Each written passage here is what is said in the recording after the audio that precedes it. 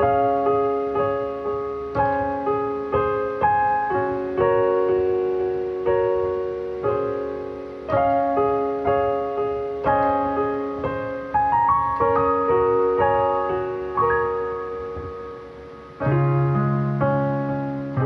karunia dan damai sejahtera dari Allah Bapa kita dan dari anaknya Tuhan Yesus Kristus menyertai kamu sekalian.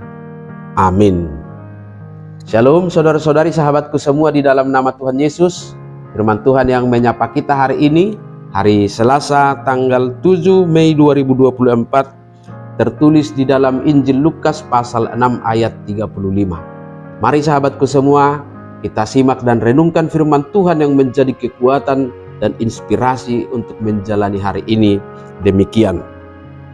Tetapi kamu kasihilah musuhmu dan berbuatlah baik kepada mereka, dan pinjamkan dengan tidak mengharapkan balasan.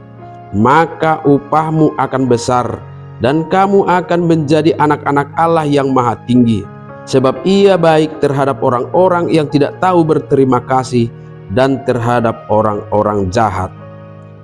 Om matahe haholongi hamuma musumuna bahen hamuma nadenggan jala pasali hamuma dinasohirim rohamuna di balosna balgama upamuna gabe akka anak ni natumi bulima hamu aibasado ibana dinatoismar roha jala dina jahat. Demikian firman Tuhan. Sahabat renungan harian, saudara-saudariku di dalam nama Tuhan Yesus, mendengar kata musuh yang terlintas dalam pikiran kemanusiaan kita adalah sosok yang paling dibenci, yang harus dilawan, dijauhi, atau paling tidak sebisanya tidak usah ketemu. Bahkan sampai kepada pikiran sosok yang harus disingkirkan.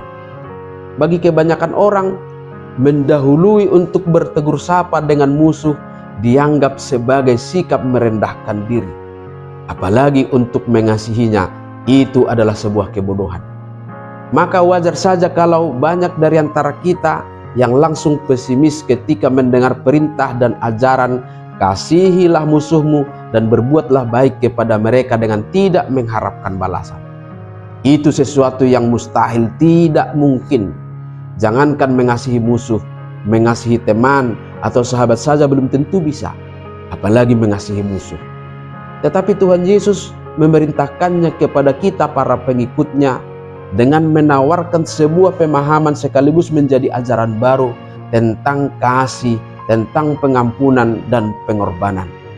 Inilah nilai moral yang paling tinggi dalam hidup seorang Kristen. Dalam ajaran mengasihi musuh ini, Yesus menginginkan kita merespon kejahatan dari orang lain dengan keikhlasan dan pengampunan.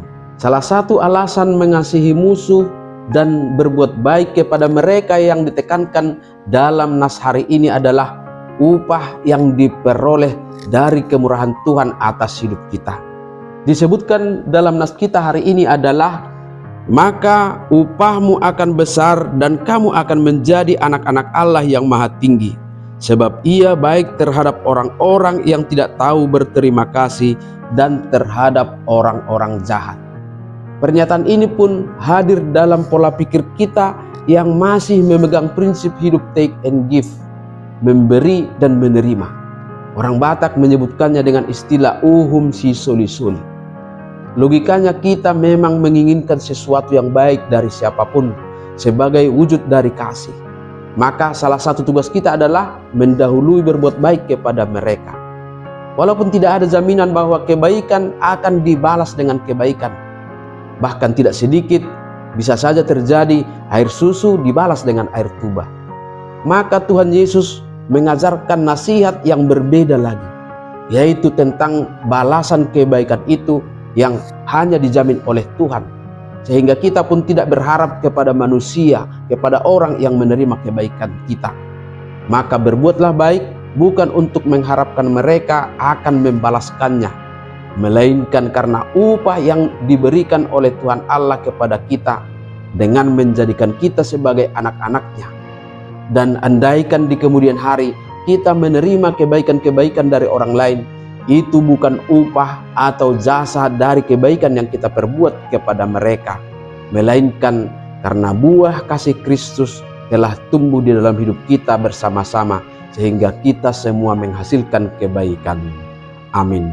Selamat beraktivitas, Tuhan memberkati.